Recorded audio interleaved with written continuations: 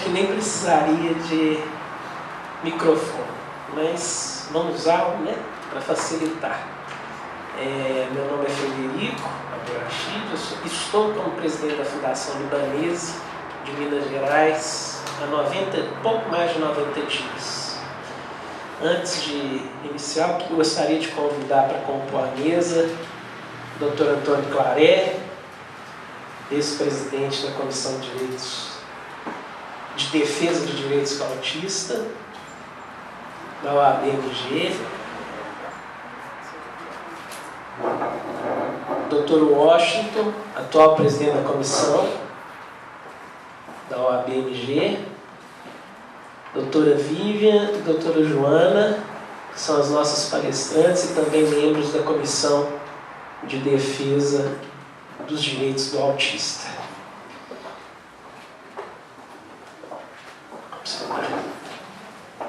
Bom, antes de dar início à palestra, eu queria fazer uma breve e rápida apresentação sobre a Fundação Libanesa de Minas Gerais. A FULIBAN foi criada em 1970, no próximo ano nós vamos completar 50 anos. Foi criada por libaneses, descendentes e amigos e tem como objetivo expressar da justificativa pela sua criação era expressar a gratidão dos libaneses e seus descendentes ao povo mineiro pela acolhida que os libaneses receberam do povo mineiro, né? Ela tem um braço assistencial, né, na área de saúde. Hoje nós desenvolvemos aqui para as pessoas carentes atendimentos de psicologia, de clínica geral, de cardiologia. São atendimentos gratuitos para as pessoas carentes, né? Além desse braço assistencial, nós desenvolvemos também programas na área cultural para difundir a cultura libanesa e também a cultura mineira, fazendo esse diálogo entre os povos, né? E na área de educação, de produção de conhecimento. Nós temos esse projeto antigo aqui na Fundação, que foi iniciado com Claré, antes mesmo de assumir a presidência, que seria trazer um atendimento para os autistas aqui na Fundação. Muitos dos senhores já devem saber disso, ou se não sabem, o meio, principalmente a população carente de Belo Horizonte, do Estado, sente a ausência de locais especializados para o atendimento das pessoas com autismo, né? Então nós estamos caminhando aqui na Fundação Libanesa para promover esse atendimento, tanto na área de saúde quanto na área jurídica. E ninguém melhor que a OAB, com a sua Comissão de Defesa dos Direitos do Autismo, para poder fazer esse trabalho conosco aqui, né? Orientar esse trabalho. Dr. Washington assumiu a presidência da comissão, a doutora Vivian e a doutora Joana também fazem parte da comissão e, cometendo até aqui uma inconfidência, quero contar com o apoio da comissão para a gente implantar esse núcleo de atendimento jurídico aqui, para orientação às pessoas carentes, né? Então, sem mais delongas, eu vou passar a palavra para o Dr. Antônio Claré. Bom, boa noite a todo mundo. Primeiramente, agradecer muito ao Dr. Frederico por ter me convidado a estar aqui com vocês. Haja visto, eu não sou mais nada, eu sou ex-presidente da comissão. Mas fui o primeiro presidente, a pessoa que levou a ideia para o conselho, para a então diretoria passada da OAB, que abraçou a causa e aprovou por unanimidade dos conselheiros a criação dessa comissão, onde pudemos ter algumas importantes entregas e agora está nas mãos do Dr. Washington. Mas mais importante que isso, eu queria reforçar aqui a história que o Dr. Frederico contou, que nos encontramos na Rua Iraí, né, na igreja, na missa de todo dia 8, Nossa Senhora Desatadora dos Nós, e chegamos à conversa do autismo, né, como que por providência mesmo. E à época o Fred me convidou para vir aqui conhecer o Fulibam, o trabalho, e quis Deus que ele assumisse a presidência agora e tivesse a caneta de verdade para a gente poder realmente fazer história aqui, mais do que já tem, né? Que o Fulibam tem uma história maravilhosa, mas em relação ao autismo ainda não tinha. Mas agora com o Fred à frente eu tenho certeza que terá. Prova disso já é essa primeira negociação e parceria que está fazendo com a OAB, na qual teremos aqui atendimentos jurídicos gratuitos para aqueles que precisam. Eu tenho certeza que vai ser uma entrega muito importante para Belo Horizonte e para Minas Gerais. Então, Fred, eu quero te parabenizar pela sua coragem em tentar fazer a Fulibam maior do que ela já é, né? E eu tenho certeza que terá sucesso, haja visto essas pequenas entregas que se tornarão grandes ao longo do tempo. Agradecer como um grande idealizador e uma pessoa que tem essa bandeira do autismo. Eu tenho um sobrinho autista que foi quem me atentou para essa causa. Dizer que estou à inteira disposição no governo de Minas também, para a Fulibam, que eu sei que está nas mãos de uma pessoa muito séria, muito eficiente, para a OAB, para os meus amigos, né, tanto o Washington quanto a Joana, quanto a Vivian foram membros da comissão enquanto lá estive como presidente, e dizer que a gente precisa agora do quê? É de boa vontade. A parte jurídica certamente já é uma realidade. Eu tenho certeza que daqui a um mês ou dois o projeto já estará, salvo burocracias, né, mas eu tenho certeza que as burocracias não atrapalharão, o projeto já estará rodando, teremos inúmeros beneficiários aqui desses atendimentos jurídicos de alta performance, né, que não é um simples estudante, como na maioria dos núcleos jurídicos, mas são advogados especialistas no autismo. E no segundo momento, os atendimentos que hoje já existem, não são específicos para autistas, mas teremos também para autismo. Hoje, muitas pessoas que estão aqui vivem o autismo e sabem da carência desse tipo de serviço.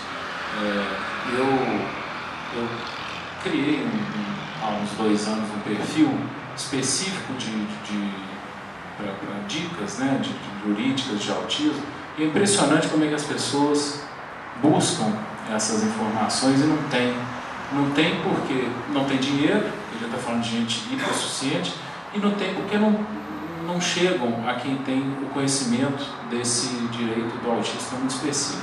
Então, parabéns de novo, Fred, pela ideia, por levar isso à frente. Parabéns ao Washington por aceitar esse desafio, porque o Washington, você sabe melhor que eu, a OAB tem 103 comissões e muitas comissões dormentes, comissões que nada fazem, que é totalmente diferente da comissão do autismo, que está indo muito bem nas suas mãos, pelo que eu não estou participando, né, mas eu estou acompanhando à distância, em pouco tempo, né, as grandes entregas e, acima de tudo, a união que você está trazendo ao grupo. Então, se Deus quiser, nós nos encontraremos aqui mais vezes, já com o projeto rodando. Então, muito obrigado pela atenção de todos. Obrigado, Cláudia. Passa a palavra. Gente, boa noite. Já me apresentaram, né? Meu nome é Washington Lana. Eu sou novo presidente da Comissão de Defesa dos Direitos da Pessoa com Autismo da OAB. O nome é um pouco extenso, né? Nós vamos até levar no conselho para nós mudarmos esse nome da comissão, tá, Clara? Nós vamos tentar colocar, né, Vivian, como Comissão de Defesa dos Direitos do Autista. E nós vamos levar ao conselho pleno. Eu fico muito feliz e honrado de estar aqui do lado do Claré, que foi, né, o mentor, foi a pessoa que levou realmente ao conselho da OAB para constituir essa comissão. E no dia 29 de abril eu fui nomeado pelo Dr. Raimundo Cândido como presidente dessa comissão desse triênio de 2019 a 2021. Eu fico muito feliz pelo convite de estar aqui, espero vir mais vezes. Quanto ao acordo, né, que nós estamos tentando firmar aqui com a Fuliban, eu vou olhar todas as diretrizes jurídicas para nos respaldar, tanto a comissão da ordem, tanto a Fuliban, mas eu tenho um interesse muito grande nessa parceria e contar com a doutora Vivian, que eu nomeei como, indiquei, né, para a nomeação como segunda vice-presidente, e a doutora Joana como tesoureira da comissão.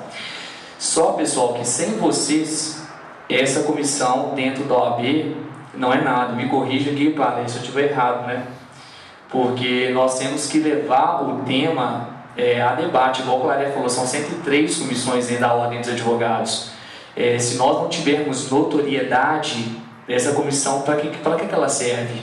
Né? Se tiver uma audiência pública, eu gostaria de contar com a presença de vocês. Se tiver uma reunião aberta da comissão dentro da OAB, eu gostaria de contar com a presença de vocês. Eu até brinco um pouco, né? Isso aqui não, entre aspas, tá, gente? Um pouco até chulo falar. Essa comissão não pode ser igual cabelo de freira. Todo mundo sabe quem tem, mas ninguém vê. Então até brinco dentro da comissão. Então eu preciso de vocês. Essa comissão, sem vocês, ela não serve para nada. A OAB ela tem que ser provocada. Você até chegou a me reportar, né, que tem a escola lá em Bom Despacho que não tem um acompanhante. Eu não estava sabendo disso na qualidade de presidente da comissão da OAB. Nós podemos, né, mandar uma nota de repúdio, tentar perguntar por que eles não estão cumprindo a legislação, tá? Então nós precisamos de vocês, e assim que o acordo for firmado, né, o Frederico, você passa para o pessoal, tá? Muito obrigado, viu? Obrigado, Washington. Você pode contar com essa casa, né? Casa do Líbano, e ao falar sobre a Casa do Líbano, a gente chama a nossa sede ali como Casa do Líbano, né? Você está contando com a comunidade líbano-brasileira de Minas Gerais, né? Todas as informações relativas aos eventos que forem realizados pela comissão, você pode estar certo que nós vamos incentivar a participação, vamos divulgar, porque é o que eu dizia logo no início, nós temos um braço assistencial aqui, né? E a Fundação existe há 50 anos para fazer o bem. E uma das formas que a gente manifesta essa gratidão do povo libanês, dos descendentes, é justamente promovendo a inclusão social, né? Tal como os libaneses foram incluídos, né? Se sentiram incluídos aqui em Minas Gerais, né? E a forma como a OAB, a comissão, desde o trabalho desenvolvido pelo Claré e agora com você, nada mais é do que promover, através da orientação jurídica, essa inclusão social, né? Eu acho que esse evento é o primeiro de muitos que nós vamos fazer aqui. A colônia libanesa está espalhada em Minas Gerais, em Lavras, em Viçosa, Teófilo Otoni, em diversas cidades de Minas. É até complicado a gente elencar cidades, porque a gente peca por omissão, né? Só para os senhores saberem, os descendentes de libaneses no Brasil são mais de 12 milhões. E no Líbano são 4 milhões os libaneses. Então tem mais libaneses fora do Líbano do que dentro do Líbano, né? E são multiplicadores do trabalho que vocês prontos para servir aqui no Brasil, né? Na área da medicina, na área do direito, na área da política, né? Então, essa nossa cerimônia aqui, que é uma palestra, mas eu já estou falando de cerimônia, é uma formalização nossa do convite para vocês participarem conosco e a gente poder juntos fazer a divulgação do trabalho maravilhoso que vocês fazem lá de orientação, de conscientização. Eu acho que a gente comentava agora mais cedo, muitos de nós, até adultos, não sabemos ou não tivemos um diagnóstico correto do autismo, né? Às vezes temos dentro de casa um autista com diversos problemas e tudo, e por não ter tido um diagnóstico correto, ele sofre, né? E a família toda sofre, né? Então esse trabalho que vocês fazem é um alento para muitas famílias, eu tenho certeza disso. E a casa aqui estará pronta para servir junto com vocês, tá? Obrigado, então vou passar a palavra agora a Ana e a Vivian para fazer a palestra, né? Gente, eu vou ter que me retirar aqui. Eu vou justificar, porque eu faço especialização na Escola de Advocacia da Ordem dos Advogados. Eu tenho uma prova agora às 8 horas da noite, tá bom? Obrigado. E uma coisa que eu vou pedir a vocês é o seguinte: vamos deixar as palestrantes fazerem a exposição e ao final a gente faz as perguntas, porque aí sem interrupção é melhor para não prolongar. Boa noite, gente. Eu sou a Joana. Na verdade, eu sou mãe de um adolescente autista, por isso que eu entrei nessa causa. Eu sou formada em administração e fiz direito há pouco tempo também. Formei em 2016 e fiz direito muito por causa do meu rapaz, porque eu acho que é uma luta assim diária, sabe, da gente estar conhecendo tanto os nossos direitos quanto os nossos deveres, mas ele me deu essa força para ir atrás das coisas, para ir conquistando devagarinho, né, uma coisa ali, outra ali, que a gente sabe que não é fácil. Entrei na comissão de... A comissão foi criada, né, há pouco tempo. Aí eu vi lá, né, no site do OAB, criação da comissão do autismo. Eu não quero nem saber, eu quero fazer parte dessa comissão. Alguma coisa diferente a gente tem que fazer, né? Então, entrei na comissão também sem conhecer ninguém, como acho que a maioria do povo da comissão tem autista na família, os advogados todos. Então, a gente luta por essa causa com o maior carinho. E eu vou deixar a doutora Viva se apresentar, aí depois eu... Realmente agradeço, doutor Frederico, o convite. Está sendo muito bacana a gente poder fazer essa parceria, porque meu nome é Vivian, vocês já falei. O Claré fundou a comissão na OAB, né, e lutou bastante para que ela permanecesse, porque teve um problema interno lá, na comissão dos deficientes, eles queriam... Eu entrei nessa comissão porque eu tenho um menino de 4 anos, Matheus. Chegamos a ter a possibilidade do diagnóstico do autismo, quando ele tinha 2 anos.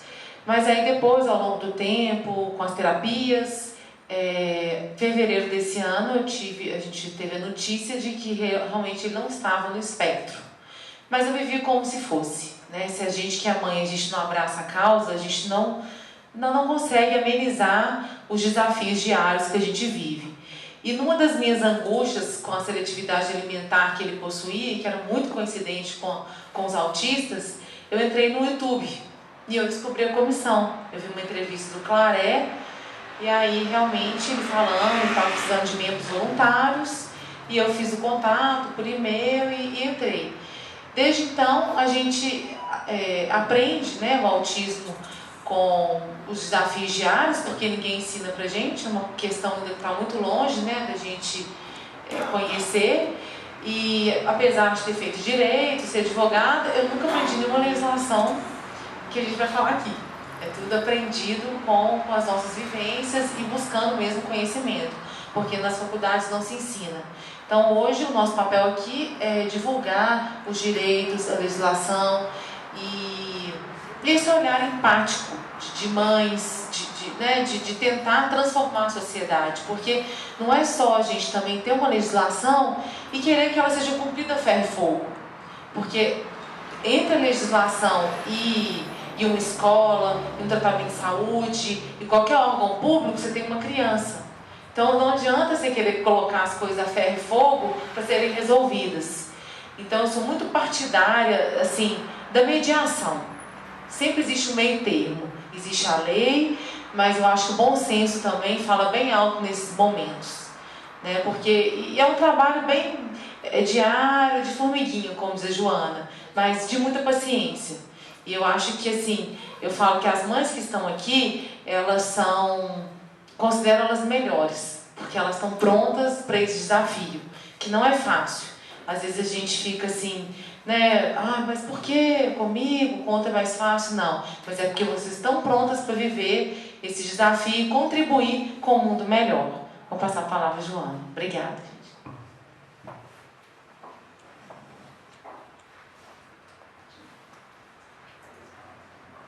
Eu vou falar um pouquinho o que é o autismo. Todo mundo aqui tem autistas na família? Não? Não? Então eu vou falar um pouquinho o que é o autismo para vocês, né, que não conhecem, mas quem tem autismo na família já deve saber um pouquinho disso aí. Na verdade, a gente chama transtorno do espectro autista, porque o autismo, agora, eles são considerados em 3 graus, leve, moderado e grave. Então, antes tinham várias, né, possibilidades, mas agora eles estão falando nesses 3 sentidos. As causas, tem as genéticas, que muita gente fala que é hereditário, por isso que muita gente descobre no filho, depois vai vendo algumas características no pai, no avô. Então está tendo muita gente descobrindo o autismo mais adulto, né? E ambientais. Também tem umas causas ambientais, eles falam um pouco de agrotóxico, né? Ambiente... como é que eles falam?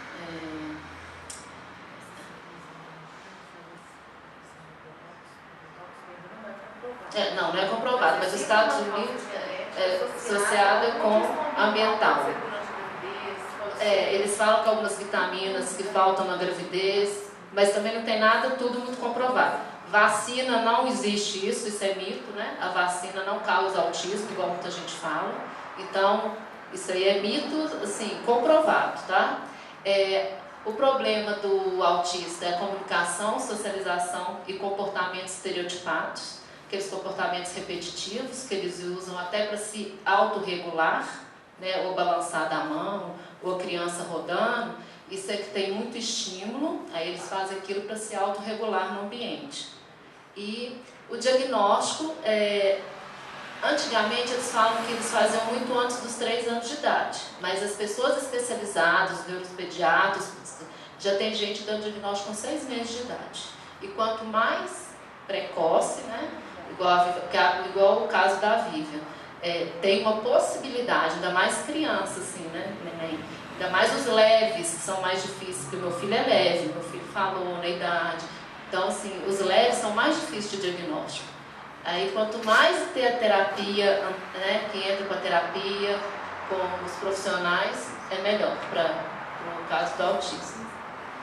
Porque os neuropediatras falam que essa fase dos 18 meses até os 3 anos é que existem as chamadas janelas de oportunidades no cérebro da criança. Então, ela é estimulada pelo terapeuta ocupacional, né, dependendo da maior demanda naquele momento, e aquilo ali estimula o impulso para que ela consegue realmente transcender rápido. Depois de uma certa idade já fica mais difícil. As características, cada autista é único, não existe autista igual ao outro. Uns podem ter mais características, outros, né, menos, mas cada um é único. Então, age como se não escutasse, você fala com a criança e ela finge que não está te escutando.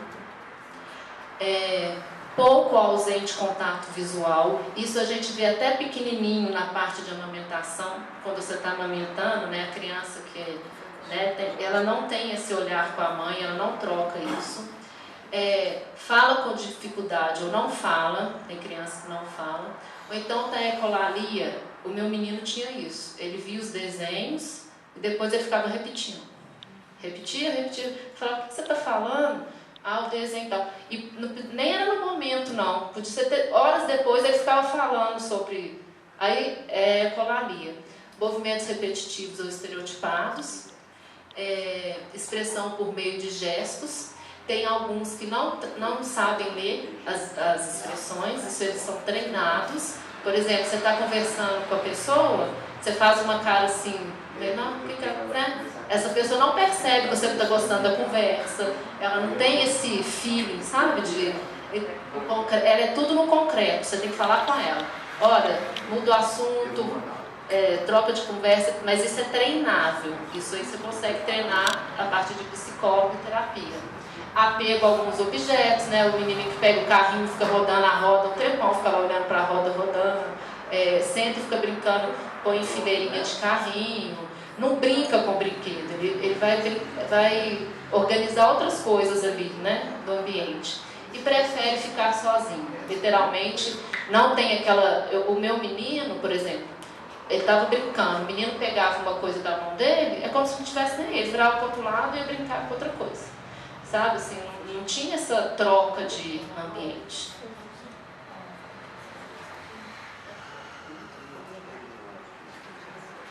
As intervenções. Inicialmente tem essa escala MCHAT, que a Vivi falou, que começa dos 18 meses até 3 anos, que os neuropediatras usam. É um diagnóstico clínico. Esse diagnóstico... por isso que os pais têm que estar muito presentes na hora da consulta com o pediatra, porque esse diagnóstico é clínico e é um questionário, que você vai falando sim e não, sim e não. Atualmente, ele é obrigatório para crianças no SUS, desde aquela lei 13.438 de 17, e a partir do momento que os profissionais veem esse diagnóstico, a gente estava conversando com uma professora de inclusão da prefeitura, elas falam que elas já mandam a equipe multidisciplinar tomar conta daquele menino. Já chama psicólogo, já chama terapeuta, já chama o neuro, para ter aquele acompanhamento. E o diagnóstico, ele é em médio prazo, porque os leves, né, igual a gente fala, é mais difícil de ser diagnosticado. Então tem que ser um especialista muito bom para te dar aquele diagnóstico exato. O autismo sempre vem com alguma comorbidade, né? Então pode ter o TDAH, pode ter epilepsia, a ansiedade, a hiperatividade, o do sono, crianças que não dormem. Então, sempre pode vir com alguma comorbidade. Mas o autismo não tem cura. A criança nasce autista, ela vai ser autista. Ela pode ter, junto com as terapias, a melhora, mas cura não tem. Medicamento que eles usam é para tratar a comorbidade. Não existe medicamento para autista, não. Vai tratar uma ansiedade, vai tratar o TDAH, vai tratar alguma coisa. E agora está se falando muito no uso da cannabis, né? Eles falam principalmente para o autista que tem epilepsia, das convulsões, né? Criança que tem muita convulsão, e que para essas crianças estão dando muito certo, né? De estar utilizando a cannabis, tá deixando de ter essas convulsões. A Justiça Federal já determinou o uso de canabidiol desde que acompanhado de receita médica para essas crianças. Em agosto agora vão ter 2 consultas públicas que a Anvisa está chamando para conversar, a população conversar para saber sobre isso. E cultivo controlado e registro. Isso aqui, eu já falei um pouquinho para vocês, né, que o autismo agora é visto como 3 graus, o leve, que antes era considerado aquela síndrome de Asperger, que é visto muito também como aquelas crianças inteligentes, né, meio superdotadas, que tem uma memória boa, é de difícil diagnóstico e tem pouca inclusão.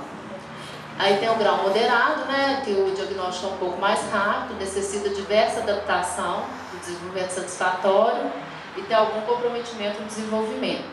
E tem o severo, que a maioria não fala, que tem muita criança que faz aquele de, quando está desregulada, bater cabeça, balançar, né, muito steaming, né, que a gente chama, né, que é os movimentos, e tem um maior comprometimento no desenvolvimento.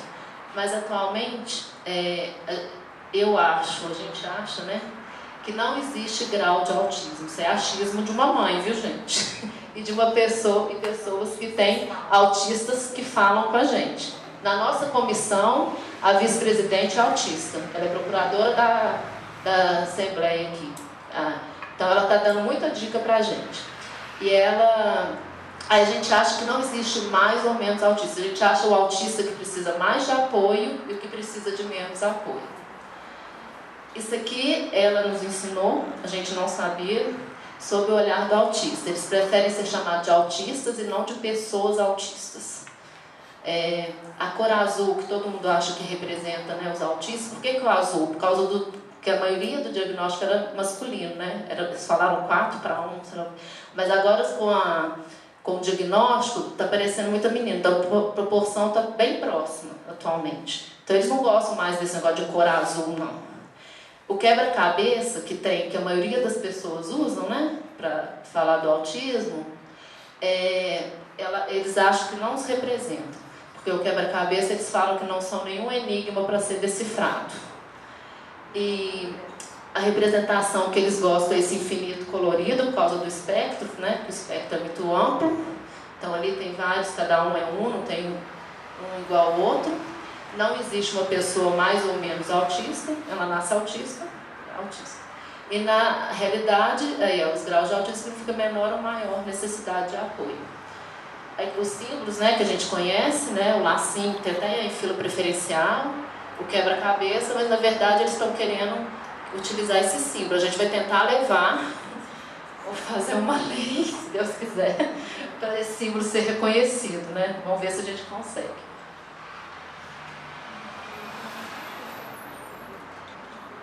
A classificação agora vem a partir desse DSM-5, que é o Manual de Diagnóstico Tático dos Transtornos Mentais, que isso é lá americano, e que tiveram vários significativos nos critérios de diagnóstico do autismo.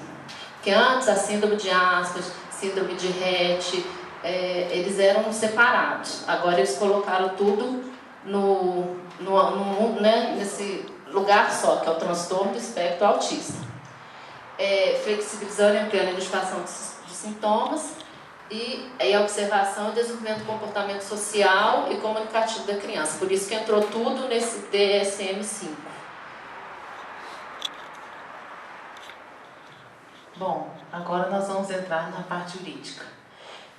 A Constituição Federal, né, que foi promulgada em 5 de outubro de 1988, ela traz como um dos objetivos a construção de uma sociedade justa e solidária. E, em função desse objetivo, ela traz o artigo 1º como fundamento o princípio da dignidade da pessoa humana. No artigo 7º, ela cuida dos direitos sociais, que é direito ao trabalho, saúde, educação, lazer, salário em condição de igualdade para o deficiente, e não pode sofrer discriminação em razão da deficiência. No 201, ela trata da seguridade social, que é a questão da aposentadoria diferenciada para as pessoas com deficiência.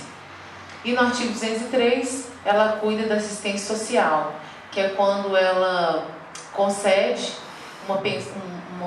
um salário mínimo de um benefício de prestação continuada, que é chamado de BPC ou LOAS, que é regulado pela Lei 8742 de 96.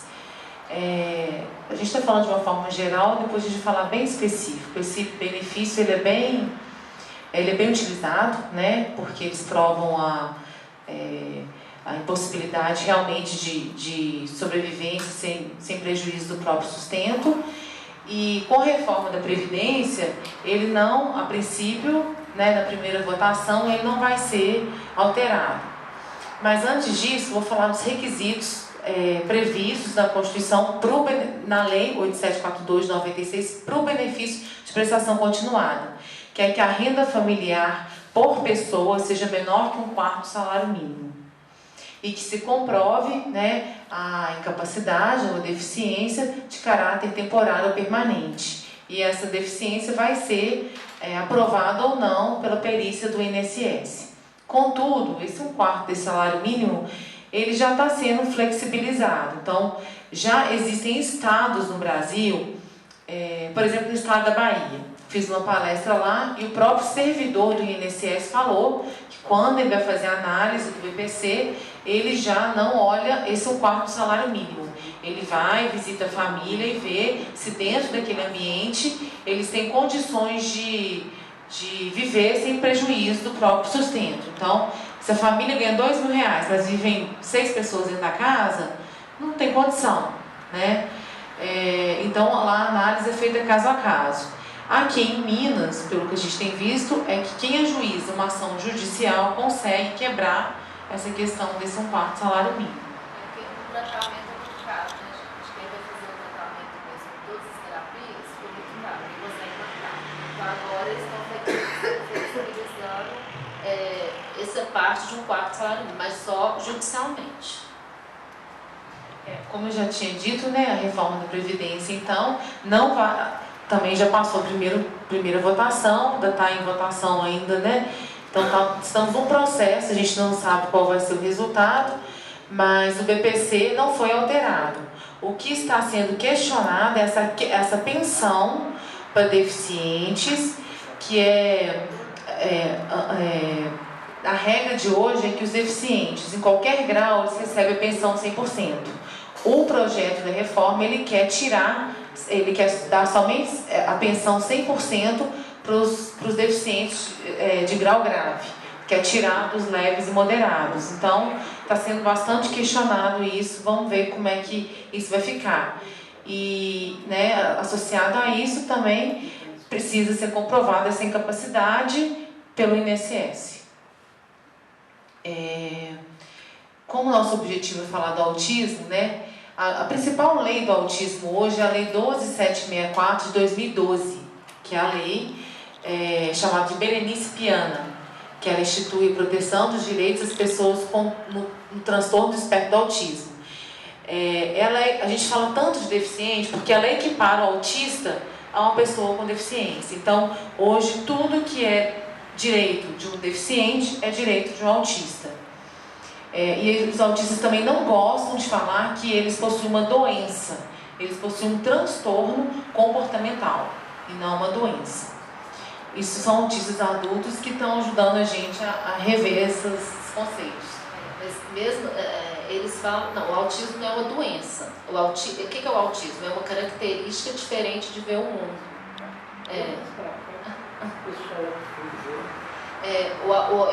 Pelo que a Priscila conta pra gente, são características diferentes de ver o mundo, de interpretar o mundo. Então, essa coisa da literalidade, de ser totalmente no... Estava numa palestra, tinha uma autista também. Ela falou assim: eu não sirvo para dar conselho para as pessoas, eu sirvo para resolver problema. Se falar comigo, chegar, não, eu sirvo assim, aconteceu isso, então você faz isso. Agora aquele negócio de eu ficar vagueando para tentar ajudar, que você quer ouvir, uma mão amiga, não existe, meu cérebro não é assim, não funciona desse jeito. Então, assim, essas coisas que eles são treinados através das terapias para tentar entrar nesse meio social, né? Porque, por exemplo, tem coisa que uma pessoa fala que a outra te responde com ironia, que ela não está te entendendo, né? E te responde assim, mal educado. Tem muito autista que você acha que é mal educado. Nossa, aquele cara é arrogante, mal educado. É assim mesmo, porque tem aqueles ares meio arrogantes, tem autistas porque eles são muito inteligentes. Esses mais inteligentes, eles te respondem de um jeito tão arrogante, assim, então você fala, nossa, esse cara é meio mal educado, meio arrogante. É porque eles falam que eles não têm filtro. Não tem filtro. Então, perguntou, respondeu. Não tem meio termo. Então, os que são adultos sofrem um pouquinho para adaptar essa questão, fazem até terapias. Assim, eu já vi crianças mesmo fazendo terapia para aprender a ter filtro, porque expõe os pais a várias situações, né? Então, essa lei, ela traz direitos de vários setores. Eu elenquei aqui os mais importantes, porque quando a gente falar da Lei Brasileira de Inclusão, a gente vai voltar tudo, são os mesmos direitos. Então, é considerada a pessoa com deficiência para efeitos legais, né, o autista. Ele tem direito a acessar todos os serviços de saúde, principalmente o diagnóstico precoce, que ainda não é o definitivo.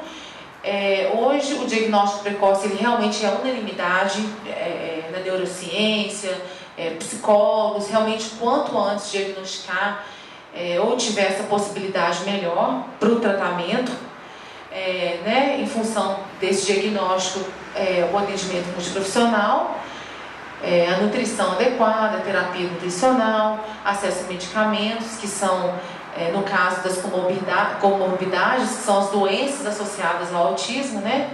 e as informações que auxiliam no diagnóstico e no tratamento. Então, ele tem direito a acessar a tudo isso a partir do diagnóstico, né? Geralmente fica muito mais fácil quando tem o diagnóstico em mãos. Uma mãe hoje que tem essa possibilidade e ela não tem condições financeiras, ela é barrada em todos os lugares. Então, tudo fica muito difícil. Na escola, ela não consegue professor de apoio, atendimento especializado, que é o que a gente vai falar agora, de agora em diante. Então, realmente, é um pouco temeroso o diagnóstico precoce, porque a criança está numa fase de desenvolvimento muito grande e ela pode realmente nem estar no espectro. Por outro lado, aquelas que não têm condições, elas ficam à mercê de não ter esse CID, essa receita médica, então elas não conseguem acessar nada. Então é complicado. Eu vou falar, essa parte nutricional, gente, é porque tem muita gente que fala assim, o autista é intolerante à lactose, é intolerante ao glúten, se você tirar o glúten, aquele negócio de receita para todo mundo, eu não acho que o autista tem essa receita, não. Se você for numa médica, fizer os exames, ver que ele tem esse problema de glúten, de lactose, tudo bem. Mas ele já é muito seletivo, né? Tem muita seletividade. Você tirar tudo da criança, então é preferível você ter o acompanhamento médico, fazer, porque senão vira aquela receita de bolo. O filho da minha amiga autista, eu tirei glúten, ele ficou ótimo. Não, eu acho que cada um tem que ter o seu acompanhamento, as suas crenças, o profissional de confiança para estar fazendo, né, esse trabalho junto com vocês. Porque não existe esse negócio, não. Eu tirei o glúten, o meu foi bom, agora o meu não adiantou nada. Então, tá? Só para vocês terem essa informação.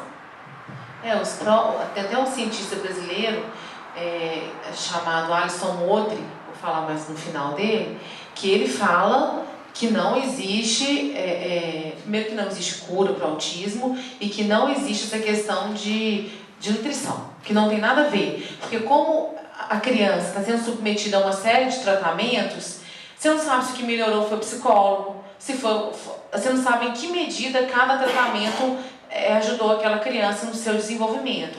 Então, mas realmente não existe essa questão nutricional. Pode ser, no caso de uma alergia, a criança possa melhorar, mas não é nada comprovado. E em relação aos medicamentos, a gente tem visto muita promessa de medicamento milagroso. Isso não existe, isso é muito sério. Existem medicamentos hoje que tem cloro na sua composição que acaba deteriorando o intestino da criança. Então, assim, essas promessas não existem, tá? Então, vocês divulguem isso, porque os hospitais estão chegando pessoas que estão tomando esses compostos que não podem ser vendidos, que estavam sendo vendidos no mercado livre. Medicamento por um preço, assim, tipo, R$160, uma coisa mais ou menos acessível e que todo mundo estava consumindo. Aí, como os pais ficam com vergonha de falar que tomam aquilo, então eles não conseguem estimar o índice dessas crianças que estão sendo vítimas desses medicamentos. Então, isso é uma informação importante. Então, aí, em outubro de 2015, a gente tem a Lei Brasileira de Inclusão, né, que é chamada de LBI. Ela realmente traz a inclusão dos deficientes e traz novamente todos os direitos dos autistas. Então, estão todos incluídos nesse pacote. Essa lei, ela é considerada uma vitória, porque ela vem de um processo histórico. O início dela foi em 2003. O primeiro projeto dessa lei foi em 2003 e ele passou por 3 relatorias diferentes, quando foi aprovado em outubro de 2015. E falam muito assim que por ter demorado tanto tempo é porque realmente foi um assunto de grande relevância, porque por ela ter passado por 3 partidos diferentes, ela conseguiu ser aprovada. Ela foi aprovada pelo senador Romário, realmente ex-jogador de futebol, e no momento dessa aprovação ele teve uma fala interessante, que ele falou assim que a partir deste momento abre-se um novo paradigma para o país. O Romário tem um filho deficiente, né? E aí, que paradigma é esse, né, que é aberto a partir dessa lei? É que a partir desse momento, a sociedade se prepara para receber o deficiente, e não ele que tem que se preparar para se adaptar à sociedade. né? Essa lei foi aprovada, publicada em outubro de 2015, começou a valer a partir de janeiro de 2016, então é muito recente para ter tantas adaptações, né? A gente vê que tem muitos lugares que já são bem adaptados, tem outros que mais ou menos, tem outros que não, então é um processo realmente, né? E essa lei, eles atentam também que não usa mais a expressão portador de deficiência. Na verdade, desde a lei de Diretrizes e Bases da Educação de 96, que já foi excluído esse termo portador, porque esse portador significa portar algo, é uma expressão que não tem a ver com a deficiência, porque a deficiência é uma coisa definitiva, né? Você vai portar drogas, vai portar armas, então realmente não tem sentido para o deficiente. Então são pessoas deficientes, o vocabulário todo já é nessa linha. O objetivo...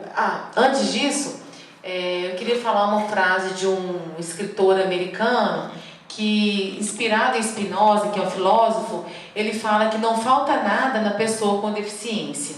Muito antes, pelo contrário, há um excesso, pois ela tem algo que nos falta, ou seja, uma sociabilidade específica.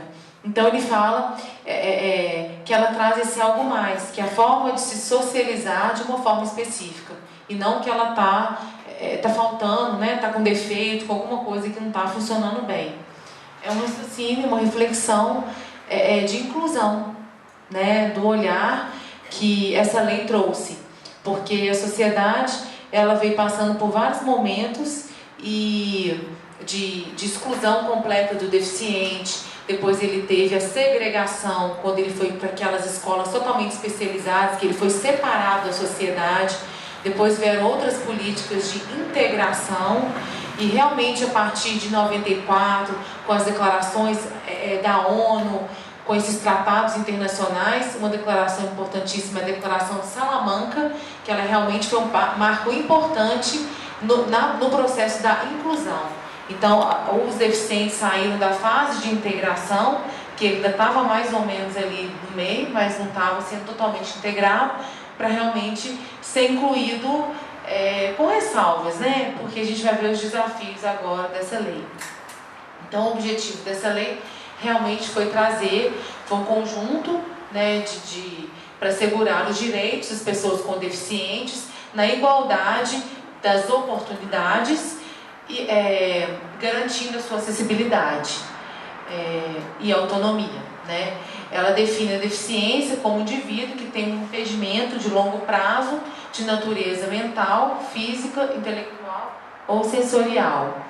O artigo 4º ele é importante porque ele traz uma punição para o deficiente que é discriminado. Então, assim, não basta uma ação, ele pode ser uma omissão, um impedimento, ou anulação do reconhecimento de um direito dele, ou a própria recusa de adaptações razoáveis já pode ser considerada uma discriminação. E a gente traz uma reflexão aqui, a questão da discriminação, né, das escolas.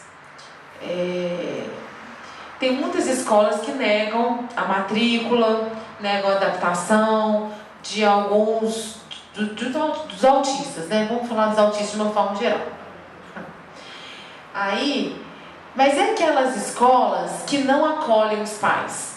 Elas não falam que não querem a criança, mas elas também não acolhem. Então, que pai, que mãe que vai querer deixar o filho naquela escola se ele não se sentir acolhido por ela? Né? Então, assim, nessa conduta a gente percebe uma omissão.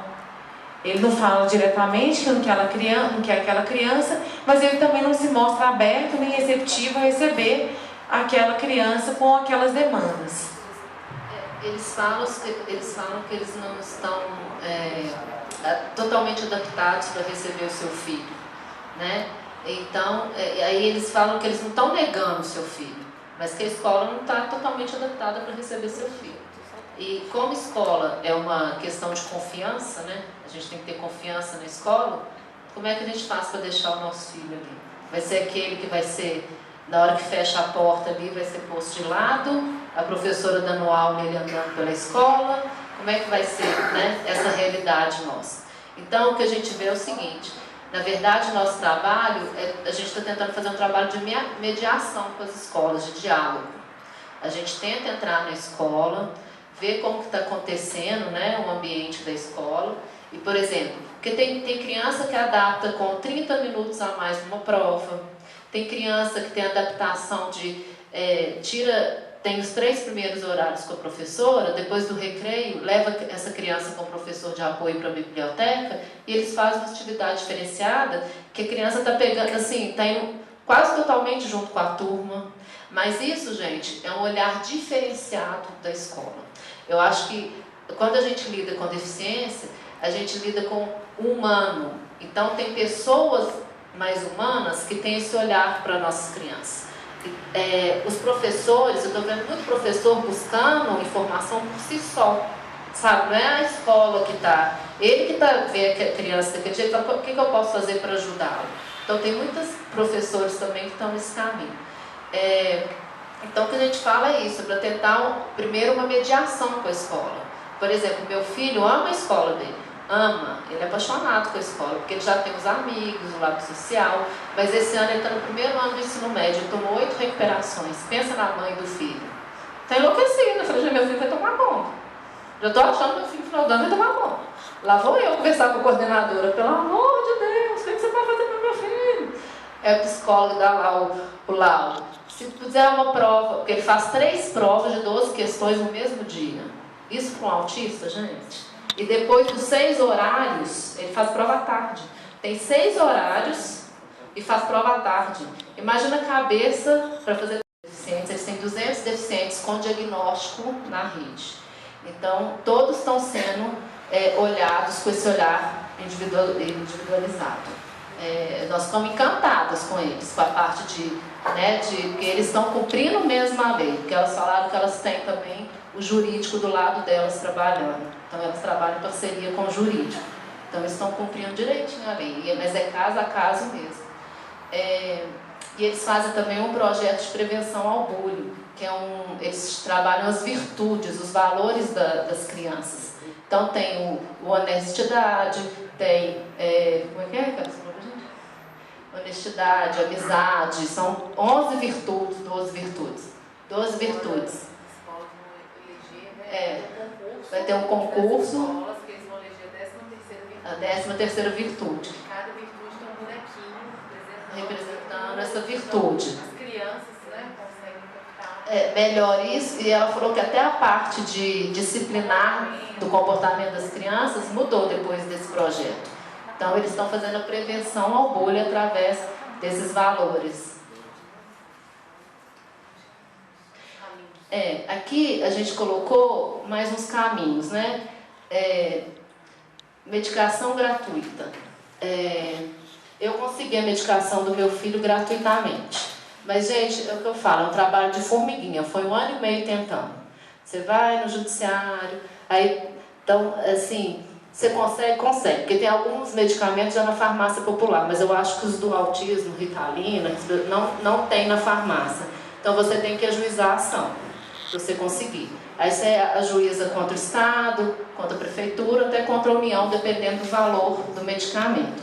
Consegue, mas tudo demora, né? Limite de terapias pelo convênio. Nós vimos que são 60... o convênio permite 90 sessões são 90 de fonoaudiólogo, 40 de TO, 40 de psicólogo e 6 de nutricionista, né? Que a criança tem direito ao professor de apoio, às provas diferenciadas, ao tempo, ao PDI, que a gente tem que pedir o PDI. O que vocês estão fazendo para o meu filho diferenciar para ele estar chegando na turma?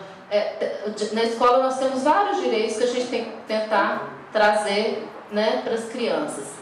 O imposto de renda. O imposto de renda, o pai e a mãe da criança autista vão pagar, normalmente. Mas o que tem é que eles vão ter preferência na restituição. Isenção de IPVA. Nós temos tanto a parte federal, né, quanto a parte estadual. Então, na federal você consegue isenção do IPI. Na federal é facílimo, você entra no site, agora é tudo pela internet. Põe lá, isso, você compra o carro no nome da criança, tá, gente? É no nome do menor, no nome do deficiente, desculpa. Aí você entra na Receita Federal, já manda faz o relatório, manda os formulários, e em 72 horas eles te dão a resposta se o IPI foi ou não deferido. Aqui no estado é mais, como está precisando de dinheiro, é mais devagar. Então a Receita Estadual do IPVA, a mesma coisa, você pega o relatório médico, só que aqui eles têm mais burocracia. Eles vão muito na renda da pessoa, pede a renda para ver se você tem condição de manter o carro, porque eles, na verdade, eles querem negar. Mas tem os despachantes nas concessionárias, que as concessionárias já têm o veículo de deficiente, né, que é até 70 mil. Então, esse despachante ajuda muito. E a maioria das concessionárias, elas pegam o dinheiro do despachante depois e tiram no valor do carro. Então, acho que vale a pena olhar o despachante. Eu fiz tudo sozinho, mas depois que eu vi que me falaram isso. Mas aí é no nome da criança. Qual que é a chatura? Vender o carro. Por quê? Porque você tem que entrar com uma ação judicial falando que você quer vender o carro e que aquele dinheiro tem que ser usado em benefício da criança. Você compra uma casa para criança, você compra outro carro, você vai pagar terapia. Então você tem que provar para o juiz que você está usando aquele dinheiro em benefício da criança. Depois. A vaga especial tem direito no shopping, sim. Com a credencial, tem que ir lá no BH Resolve, só que a maioria está falando que tem que ser o autista grave, que a pessoa vê, sabe, porque também, eu acho que essas pessoas também não são treinadas, eles não entendem que tem autista grave, leve, moderado, eu acho que a deficiência é só física. Outro dia eu ouvi uma mãe falando assim, foi negado porque olhou para o meu filho e não tinha deficiência física.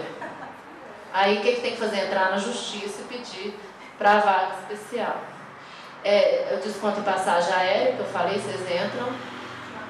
Passe livre no ônibus, né? Tem o CRAS, né? Que é o Centro de Referência de Assistência, né? Das prefeituras, que ajudou muito nas informações dos direitos. E o passe livre no ônibus, eu acho que você consegue pelo CRAS. A minha entrada em cinema, teatro e cultura, 50%.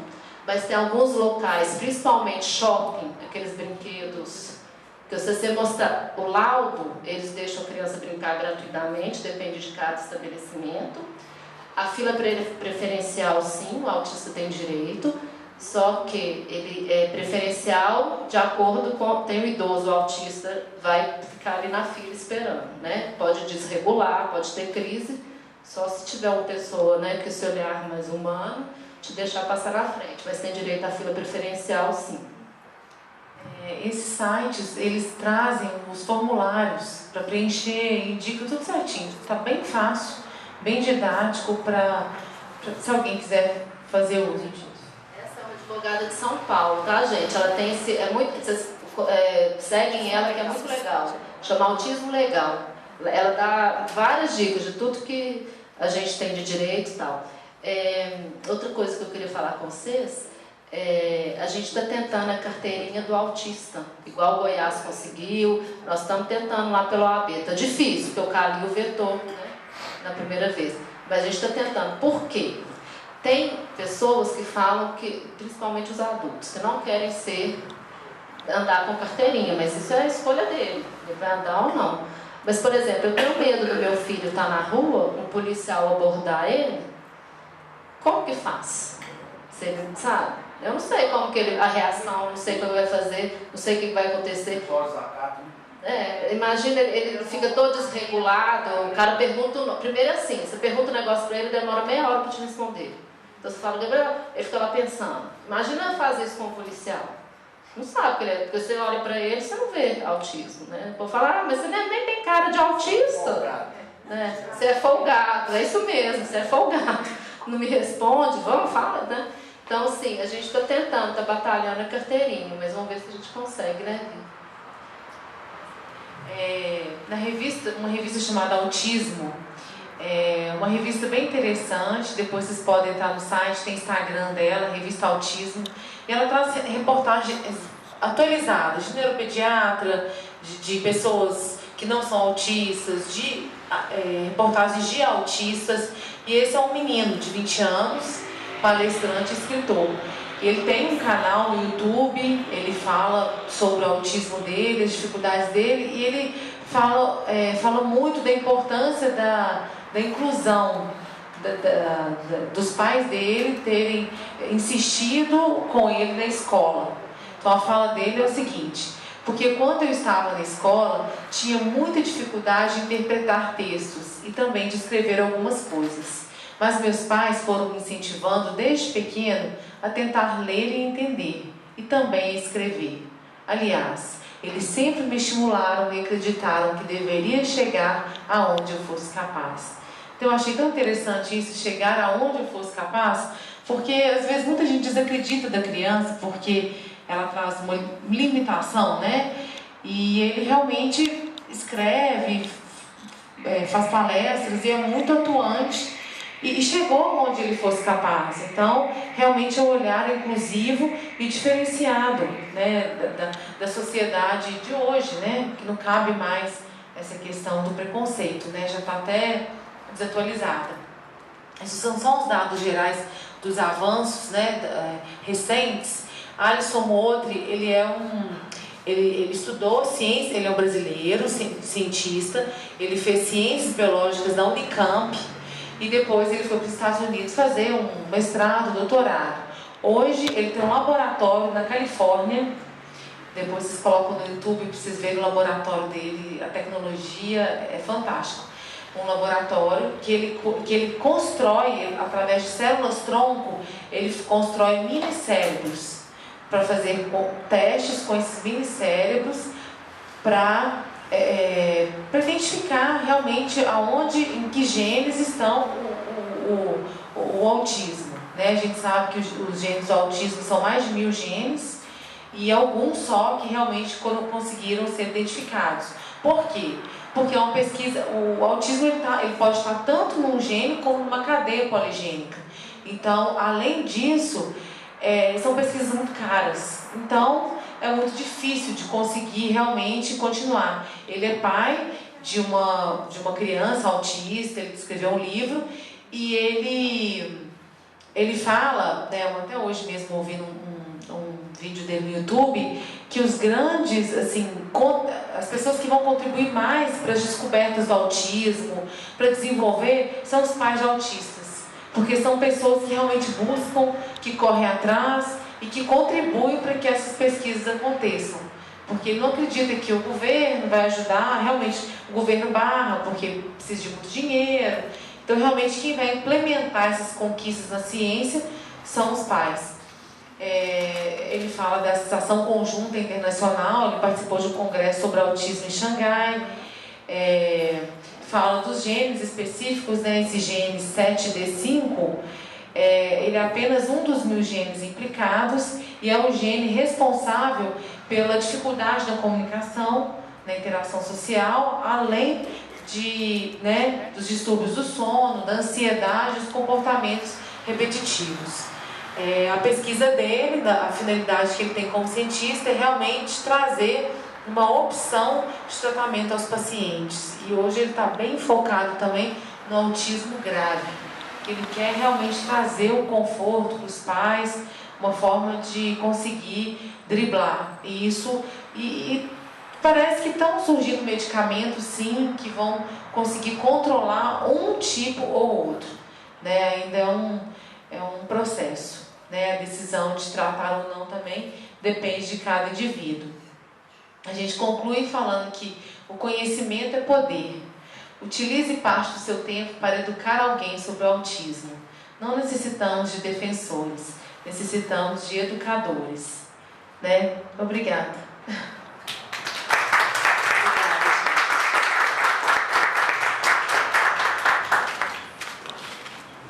Igual eu falo com a Vivian, que uma outra pessoa. Essas tecnologias assistivas também podem ter nas escolas, né, devem ter nas escolas, brinquedos pedagógicos, são coisas que vão aproximar a criança das outras crianças, que ela não vai ficar tendo uma atividade à parte, ela está sempre tendo uma atividade combinada com o que as outras crianças estão tendo, né? E o direito à saúde, que a gente já falou do acesso a medicamentos e tudo mais.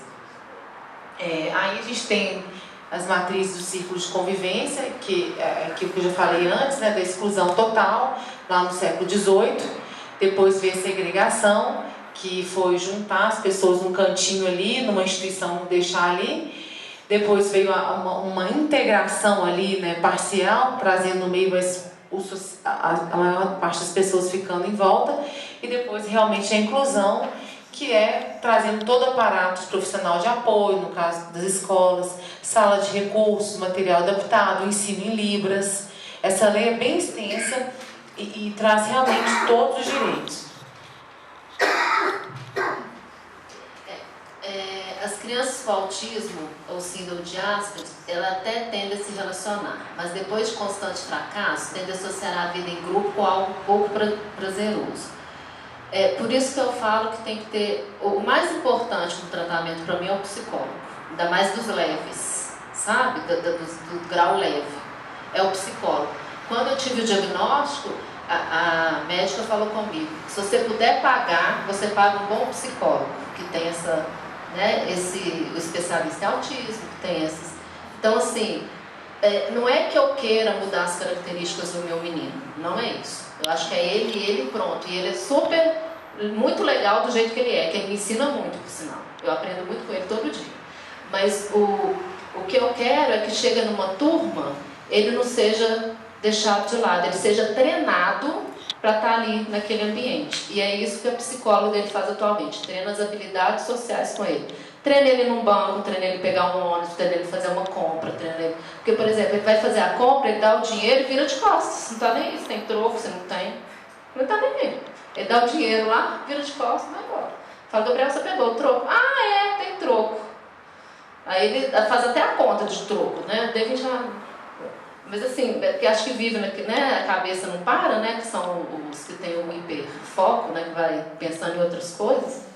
E aí fala, né, isso aqui é importantíssimo, gente, é dever do Estado, da família, da comunidade escolar, da sociedade, assegurar a educação de qualidade à pessoa com deficiência, colocando a salvo de toda forma de violência, negligência e discriminação.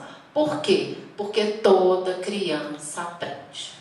Nós fomos em várias palestras, eu vou em tudo que te tem de autismo, eu sou aquela mãe assim, militante, tudo que tem de seminário, eu vou atrás, os profissionais vão, todos falam, toda criança aprende. A gente vê caso de autista grave escrevendo um livro, a gente vê caso de autista grave que não sabe se comunicar oralmente, mas comunica pelo computador, comunica por gestos. A gente vê vários casos, assim, que de um jeito vai aprender. Como é que a pessoa não fala, mas escreve um livro lindo? Lindo, um livro é maravilhoso. Tá? Se vocês não sabem, em julho agora, no Senado, teve uma mesa só de autista. Teve uma comissão, né, que eles foram lá falar, só de autista. A mesa era composta só de autista. Tinha um caso desse menino, esse menino era grave, eu estava vendo, né, pela internet. Ele escreveu um livro, ele não fala, mas ele escreveu um livro lindo lá. Então, assim, isso que a gente, se a pessoa está com um professor de apoio especializado, um médico, esses profissionais, eles têm que dialogar. Não adianta eu ter, né, a médica, a TO, a psicóloga, cada um fazendo o seu trabalho. É um tratamento multidisciplinar. Todos têm que dialogar para dar o tratamento adequado para aquela criança. O artigo 28 incumbe ao poder público, né, desenvolver, implementar, acompanhar e avaliar essas crianças. Aqui eu vou falar do EE. O que é o EE? Na maioria das escolas, né, principalmente da prefeitura, que eu sei, tem a aula normal e no contraturno tem o atendimento especializado para criança, né, atendimento educacional especializado. O que essa criança faz ali? Eles vão dar apoio no que ela está precisando para conseguir chegar, equiparar e acompanhar a escola. Então pode ser um professor de apoio que chega ali para dar outras atividades, pode ser alguma coisa de computador, pode ser criança que não fala, aqueles pads, né, que eles chamam, aquelas figuras para começar, né, a mostrar e levar para a sala de aula. Então, o professor de sala e o professor do EE também tem que estar sintonizado. Não adianta nada um trabalhar de manhã ou trabalhar à tarde e não ter comunicação entre os dois. Porque, na verdade, quem tem que fazer as atividades é o professor do horário integral da criança, lá, normal da criança. O outro só vai fazer o acompanhamento e tentar trabalhar aquelas habilidades. Essa parte do professor de apoio é vista de caso a caso. Então, assim, tem criança que necessita, tem criança que não necessita. Mas a maioria, os relatos que eu escuto, é que tem muito professor de apoio que vai ajudar a criança no banheiro, que vai ajudar a criança a comer, que vai, enquanto a criança está andando pela escola, vai lá tomar conta da criança. Não é esse professor de apoio que a gente quer. Porque a lei fala que o professor de apoio tem que ser especializado, ele tem que saber lidar com a criança que tem autismo. Então, tem alguma deficiência ou autismo. Então, tem que ser o professor capaz de lidar com aquela criança para aquela criança aprender, gente. Ela tem que aprender. Não é só ir lá dar voltinha no pátio e voltar. Ela tem que estar lá para ensinar a criança que ela consegue aprender. Mesmo que seja essa comunicação por PECs, nem que seja interagir para brincar. Outro dia nós fomos numa palestra também, que o cara, né, o palestrante falou, ele é de São Paulo, professor de São Paulo, que uma das aulas mais importantes para o autista é a educação física. Aquele trabalho social e tal. Mas você chega em escola na aula de educação física, os meninos estão lá e o autista está lá rodando pela escola. Vai ter, por exemplo, tem autista que consegue participar, né, da festa junina.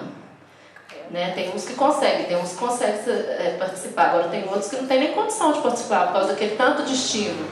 Estalinho, foguete, aquele tanto de música, aquele tanto de grito.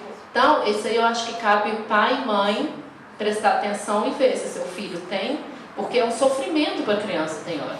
O meu, no primeiro ano, na hora que ele foi dançar, de repente, ele sumiu. A professora chegou para mim, seu filho não está na fila. Meu menino tinha 3 anos de idade. Eu falei, como é que é? Seu filho não está na fila para dançar, ele sumiu. Eu falei, você vai dar um jeito de achar meu filho em algum lugar. Porque era tanto estímulo, tanta coisa, que ele fugiu, foi lá, estava perto de um lago lá no lugar que ele estava. E você acha que ele dançou? Lógico que não, ficou lá rodando, com a mão no ouvido. Mas na época eu não tinha nem conhecimento. Porque o diagnóstico atual é muito rápido, mas na minha época o diagnóstico do meu filho foi com 10 anos de idade. É tarde atualmente para quem, né? Então, assim. Até um workshop que a gente foi, a doutora Valéria, neuropediatra, falou que festa junina realmente não é um ambiente bom para as crianças autistas, que elas ficam muito desorganizadas, com barulho, com confusão, então realmente elas não se sentem bem, então que as mães não devem levar os meninos nesses ambientes. Discordo. A psicóloga do meu filho fala que a gente cria expectativas, mas a gente tem que reclassificar as nossas expectativas. Cada hora a gente vai recalibrar as expectativas. Cada hora você vai recalibrando sua expectativa para aquilo ali. Então, falou, se você pensou no menino dançar na festa junina, quem sabe recalibra. Aí depois dessa festa, nunca mais, Gabriel, você quer dançar? Não quero dançar. Não vai, né? Não quero dançar, não vai. Não fazer. As instituições privadas também têm que estar obrigatoriamente seguindo essas, né? Não pode ter nenhuma cobrança para professor de apoio, não pode ter nenhuma cobrança extra na mentalidade para adaptar a criança nas suas, né? Nenhum valor adicional, nem na mensalidade, na unidade, na matrícula para cumprir essas determinações, tá? De professor de apoio, de do computador que a criança precisa, de uma prova diferente que a criança precisa, de uns 40 minutos a mais na sala de aula que a criança precisa. Então, nada pode ser cobrado a mais para a criança estar ali dentro da escola. É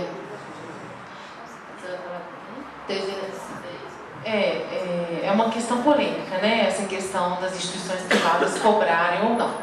Enfim, quando essa lei foi publicada, em outubro de 2015, as instituições privadas ajuizaram uma ação direta de inconstitucionalidade desse artigo aí que as obriga a não cobrar dos alunos. Contudo, esse dispositivo foi declarado constitucional em novembro de 2015 e o argumento do ministro Edson Fachin foi interessante, porque ele fala que a escola não é dado escolher, segregar, separar, mas é seu dever ensinar, incluir, conviver. E ele também fala que, embora o serviço público de educação ele seja livre à iniciativa privada, independente de ser através de concessão ou permissão, isso não significa que os agentes econômicos não possam atuar ilimitadamente e sem responsabilidade. Que além da autorização, da autorização e avaliação de qualidade pelo poder público, é necessário o cumprimento das normas gerais de educação e não apenas as constantes da Lei de Diretrizes Básicas de Educação. Então, o que acontece? As escolas alegavam, falavam assim, não, nós estamos agindo de acordo com a Lei de Diretrizes Básicas de Educação, mas está descumprindo as normas de educação nacional. Né? Enfim, a gente sabe que hoje tem escolas que cobram, sim, a gente conhece pais que pagam, porque o filho está bem naquela escola, mas que não é admitido pela legislação.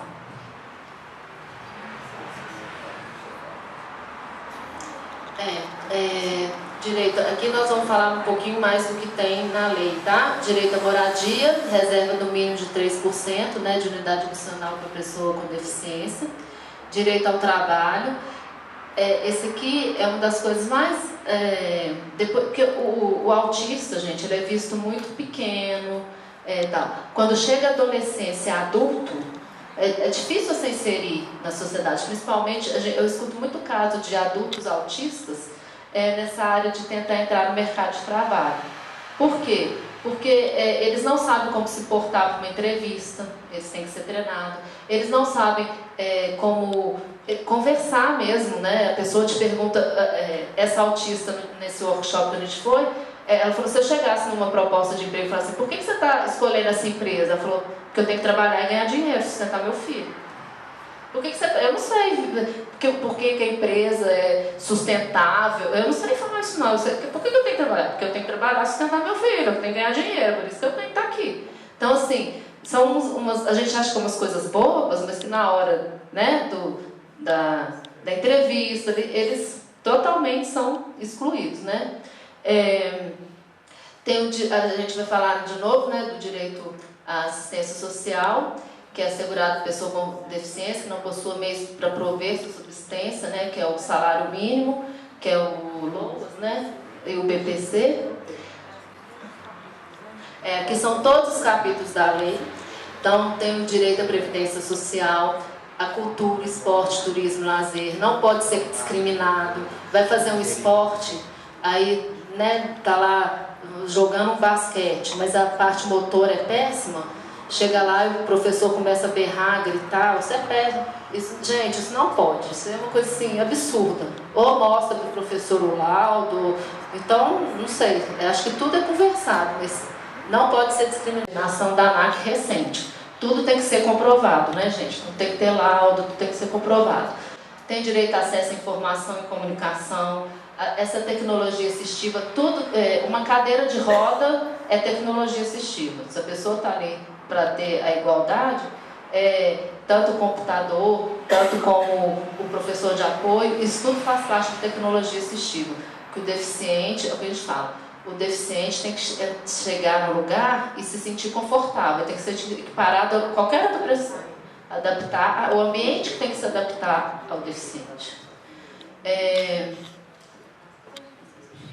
Vem a parte especial, né, que ela garante a igualdade de oportunidades e utilização dessas tecnologias, mesmo que seja mediante juizamento de ação. E, no caso, né, quem discrimina ou praticar, induzir ou incitar a pessoa em razão de sua deficiência é punido com pena de reclusão de 1 a 3 anos e multa.